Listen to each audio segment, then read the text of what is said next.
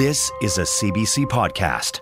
BC is pausing logging operations in old-growth forests across the province. Minister Katrine Conroy says the pause comes as the NDP government consults with First Nations in its efforts to update old-growth management province-wide. 2.6 million hectares of old-growth ecosystems have been identified in the plan, but not everyone is sure it's enough. We'll be speaking to Minister Conroy in our next half hour, but first I'm joined by Mike Morris. He's the Liberal MLA for Prince George Mackenzie and the former Parliamentary Secretary to the Ministry of Forests under Premier Christy Clark.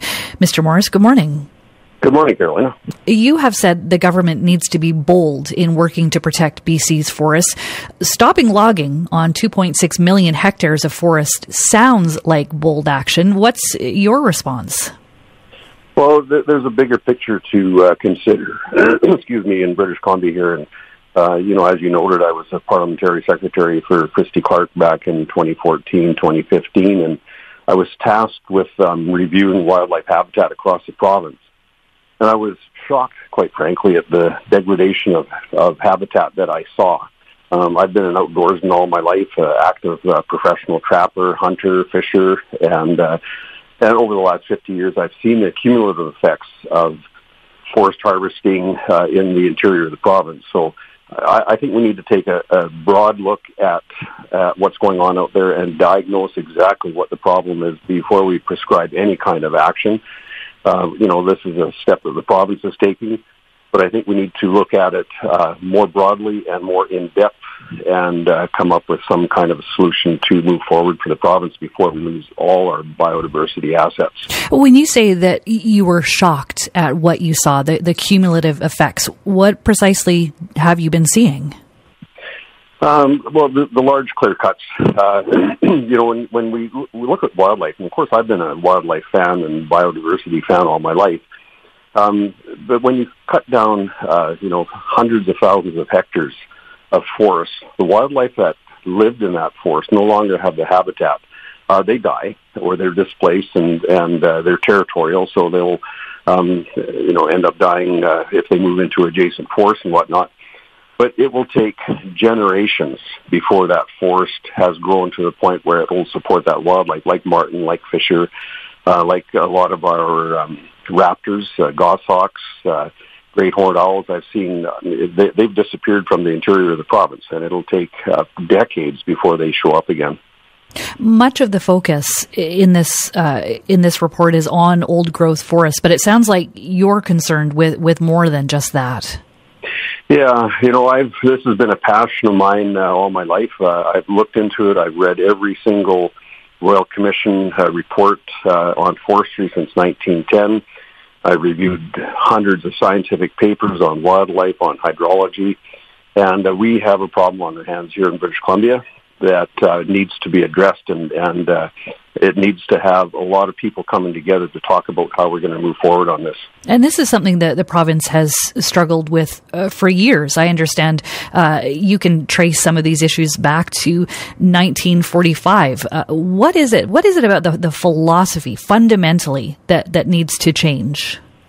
Well, I guess I sum it up very simply by saying that the entire forced process or our forest management is predicated upon what I call an incomplete strategy. So back in 1945, the Royal Commission determined that we would move forward with what we call a sustained yield strategy. And in defining what sustained yield strategy was, the justice that did the report indicated that we only have to look at the fact that we're going to grow and cut down trees. So I'm paraphrasing here. But and he said all the other values on the land don't need to be considered in the definition. So moving forward, that has morphed into a ideology that's been taught in our universities and our colleges to the point where we have professional foresters and folks out there that look at nothing other than growth and yield. They don't look at the other values on the land. And yet we have forestry-dependent communities like Mackenzie and Prince George in which making substantial changes, even this pause from the government that we're talking about today, that affects upwards of 4,500 jobs. Yeah, that is a tragedy, and that's something that should have been looked at decades ago to make this more sustainable. Regardless of what action the government's taking now or whatever is done later, we are simply out of harvestable wood in British Columbia. And a lot of those jobs are going to disappear anyways, even if nothing is done. So that's the tragedy of it. This has gone on. We've had generations. You talked about Mackenzie. Mackenzie was built because of the forest sector with the completion of the Williston Reservoir. We're down to 1 mill in that community now. A lot of the southern part of the Mackenzie TSA has been over-harvested by 500%, and a lot of the northern reaches have been over-harvested. We have the spruce beetle that has gone through and killed about 1 million hectares of spruce trees since 2015. All of that combined is leading up to a perfect storm. The province says it will be consulting with dozens of First Nations about pausing logging operations, as I mentioned, in about 26 square kilometres of the province. The nations being consulted now have 30 days to decide whether they support the deferrals. If you were at that table, what would you say should the next steps be?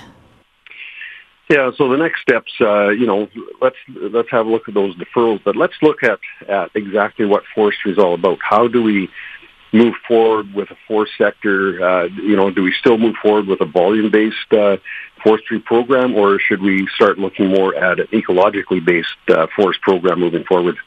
And is 30 days enough time to do that?